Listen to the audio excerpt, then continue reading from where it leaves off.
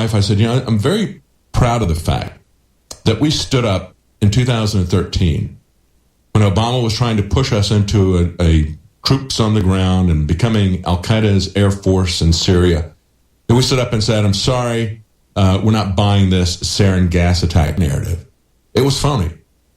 And first, Russia came out and pushed back against it along with Syria. Then we had UN arms weapons inspectors push back against it. And eventually, we had people within the American defense establishment come out and say, no, that didn't happen. And the whole thing got shut down.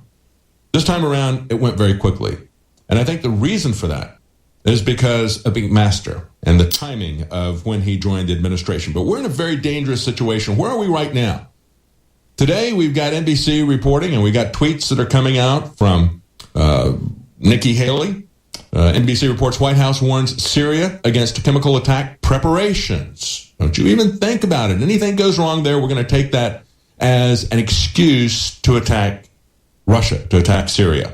The United States has spotted, quote, potential preparations for another chemical weapons attack, unquote, by the Syrian government, said the White House late Monday in a statement that took some defense and military officials by surprise. Yes, the statement warned that Syria would pay a heavy price if such an attack proceeds. It gave no details of the purported preparations. Of course not. Of course there's not going to be any details. There weren't any details that could be analyzed or debunked when they launched the attack. Those details eventually did surface, and we did get without warning.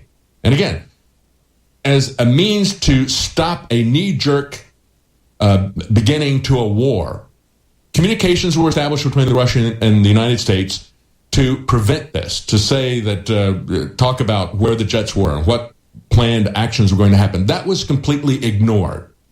We took a very dangerous, precipitous action in terms of shooting down that Syrian jet. Prior to that, on that Sunday, that was about 10 days ago. Prior to that, the preceding Thursday, we had moved artillery very close to positions that the Syrian government had. We are defending so-called moderate rebels. And we see how this works. These people are constantly changing their names. One week they're moderate rebels, the next week they're al-Qaeda, they're ISIS, whatever. They just, we know it played out before in Syria and in Libya. We know exactly how this is going to go down. And many people have pointed that out. But let's take a look at now take action on this, which was the same type of attack which was exposed as a lie in 2013. The White House warned, as we previously said, the U.S. and Syria is in Syria to eliminate